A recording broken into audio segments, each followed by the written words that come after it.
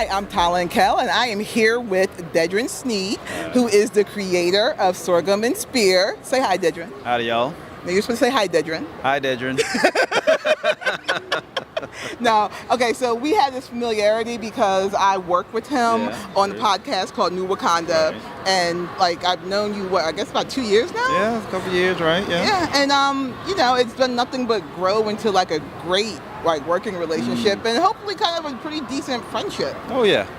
Right. For the most part. Good. So now, mind you, Dedren is the most understated person ever. Like, he won't tell you all the stuff that he's working on, and then when you find out, it's always some big shit that will make you be like, wait, what?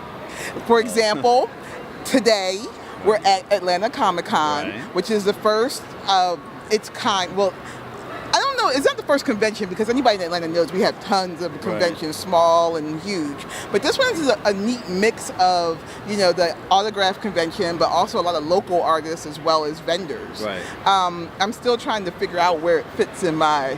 In the kind of Parthenon of, between Dragon Con and the new things coming out. Right. But because it's new and it's the first day, it's got decent traffic. Oh, yeah. It's at the Georgia World Congress Center.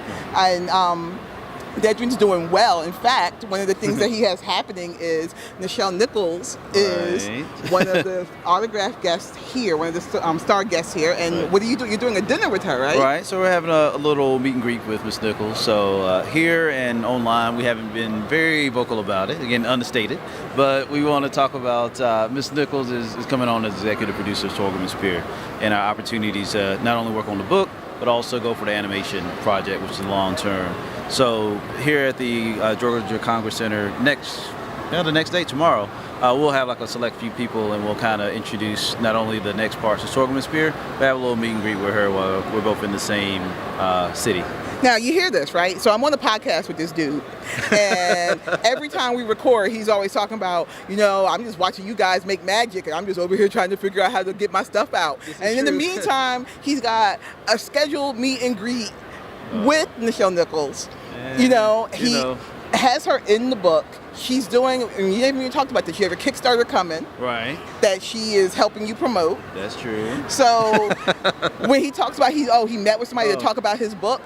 I think you said you pitched to Netflix, is that? That's true. So we've had a talk with Netflix once, and... So this is the guy who is all like, oh, look, you published a couple of books. Self-published. I pay for every print that comes out. And in the meantime, he's going to have dinner with Nichelle Nichols and is talking with Netflix about producing his stuff. Why don't you talk about your project? Go ahead. Well, our project's Sorghum and Spear, which is a fantasy series about young girls during the age of innocence that fight a war against an army of monsters called the Abiku. So, again, over the past couple of years, we've been trying to develop this concept, which has just started as an art design, which was from an old Dungeons & Dragons series that I ran like over a decade ago. And so from there, we kind of played it into existence and tried and drew it, and became some concept sketches. And then I kind of brought on some additional talents, namely Wellington Nomo, Tim Gathers, Sanford Green came in with some variant covers, and then it became a project. So we put it out, and kind of here over the past couple of months, it's been way beyond anything I could think of. So I've been in my basement thinking, okay, this is just a little thing. But then some phone calls got made and received, and that's how it worked. Yeah, he makes it sound easy, right? And this is the thing. This is what's going to take me out. So our podcast is all about being Black creatives and talking about our process and the things that we're doing. And he's doing all this behind-the-scenes shit. He ain't telling us nothing. Because it didn't exist. Nothing. I just want you to know, nothing. No, so it definitely wasn't like this, what is like non-disclosures or anything, but it's not real until it's real. And then for a lot of this stuff, especially for the things with Miss Nichols, it's literally like, okay, we'll see, yes, then no, then maybe. And then same, but you've been there you've been there from day one. So all I hear is you talk about how you're not doing shit. That's all you talk about. That's true, because I'm not doing much. It's just me. And again, we talk about it like when I was on our podcast, New Wakanda. I tell you all these beautiful things that I feel like are endeavors and are going on. But the bottom line is the lights is this close from being turned off. So it's right there with it, So it's a part of that process. And so again, I can name a lot of very cool things or maybe withhold a lot of cool things, but the thing is trying to make the work get out. and then, but it's still at our expense. And again, we've got some great fans that we're now starting to see, time and time again at these conventions. But like we talk about, it's part of that process. So, we still in the same boat. No, not really. I've actually been up here. He let us generously leave our stuff here while we kind of wandered around the con a little bit. And getting my producer to get her camera back has become an issue because he's had so many people coming up and around the table that we didn't want to interrupt it because almost all of them have turned to sales. Right. So both of those people were very nice. We mean both of them.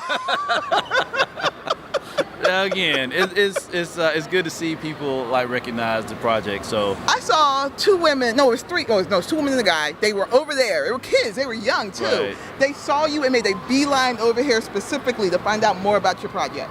That did happen, but at the same time, it's good to see. And I mean, for me, it's something that's an adjustment because I think, like we say, we talk about creative spaces, especially Black creative spaces, and seeing people that frankly would not be the audience that maybe we expect, to be able to kind of imbibe and take part of it. That's the goal. And so for me, it's good to see, but it's still something I'm having to get adjusted to, just even being out in public talking about this thing. So it's a part of that process. I mean, I'm excited for what's about to happen, I hope.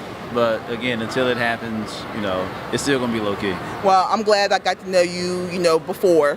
Oh, golly. That way I can take advantage of when it's bigger, and you'll be like, well, I do have fond memories of her. Oh, golly. That peon.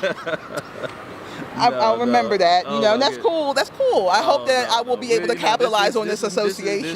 This is new Wakanda for life, right? They ain't going nowhere. I'm still that kid in the basement, so I'm good. So good.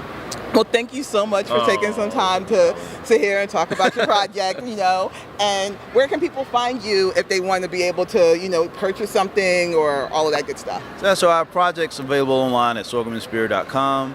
Right now we're doing a relaunch under hashtag Sorghum and Spear or at Sorghum and Spear on Instagram, Facebook, and Twitter. But our studio, Green County Creative, houses all of my ramblings and online stuff, and that's at Greenco Create. All right. Well, thank you so much, and I hope you have a great rest of the con. All right. Thanks so much. Appreciate it, y'all.